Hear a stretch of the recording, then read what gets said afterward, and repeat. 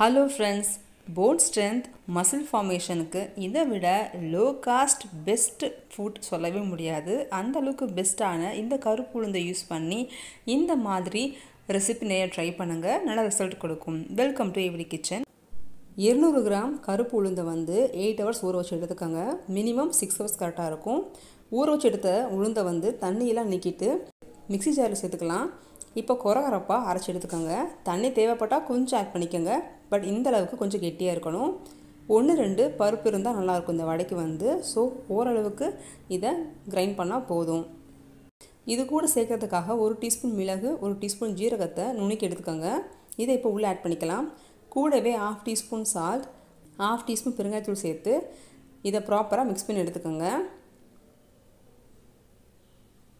Winter சீசனில் இந்த மாதிரி உளுந்து கூடவே மிளகு ஜீரகம் சேர்த்து வடை செஞ்சு சாப்பிட்றப்போ கோல்டு கஃப் மாதிரியான இன்ஃபெக்ஷன்ஸை கொஞ்சம் குறைச்சிக்கலாம். ஸோ டெஃபினட்டாக ட்ரை பண்ணி பாருங்கள்.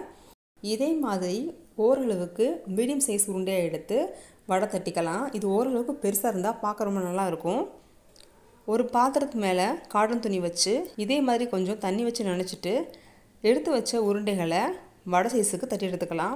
ஒரு 1/2 இன்ச் அளவுக்கு திக்னஸ் இருந்தால் போதும், கரெக்டாக இருக்கும். இது 2 நாள் வரைக்குமே நீங்கள் ஸ்டோர் பண்ணி சாப்பிட்லாம். ஏர்டைட் பாக்ஸில் ஃபில்லப் பண்ணி வச்சுட்டீங்க அப்படின்னா 2 நாள் வரைக்குமே இந்த வடை கெட்டு போகாது. எண்ணெய் காஞ்சதுக்கப்புறம் தட்டி எடுத்த வடையை உள்ளே போட்டு ஃப்ரை பண்ணிடலாம்.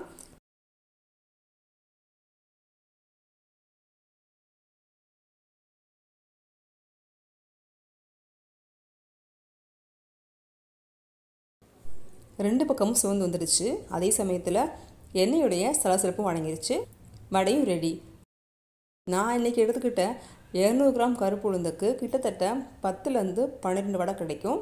நீங்களும் மறக்காமல் ட்ரை பண்ணி பாருங்கள். இதே மாதிரி நிறைய ரெசிபி தெரிஞ்சுக்க AVD Kitchen சேனலை சப்ஸ்கிரைப் பண்ணிவிட்டு பக்கத்தில் இருக்க பெல் ஐக்கான் ஆல் கிளிக் பண்ணுங்கள். தேங்க்யூ ஃபார் வாட்சிங்.